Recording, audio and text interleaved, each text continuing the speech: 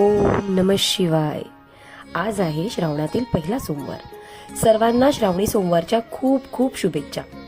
श्रावणी सोमवार म्हटला तर शिवामूठ व्हायलीच पाहिजे, हो ना?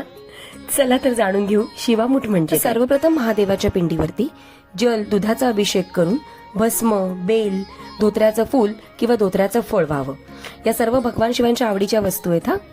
मग धूप, दीप आणि पंचोपचार पूजा करून शिवामूठ व्हावी आणि नमः शिवाय शांताय पंचवक्त्राय शूलिने श्रुकांगी भृंगी महाकालनयुक्ताय शंभवे हा मंत्र म्हणावा किंवा परंपरेनुसार शिवा शिवा महादेवा माझी शिवामूठ ईश्वरा देवा सासू सासरा दिरा भावा नणंदा जावा भ्रतारा नावडतीची आवडती करले देवा अशी प्रार्थना करावी। कॅलेंडर किंवा पंचांगानुसार प्रत्येक सोमवारी वेगळे वेगळे आणि एकमुख धान्य भगवान शंकरांच्या पिंडीवर अर्पण केले जाते। आता या वर्षी 4 सोमवार आलेले आहेत। पहिल्या सोमवारी तांदूळ, दुसऱ्या तीळ, तिसऱ्या मूग आणि चौथ्या सोमवारी जवस व्हावं।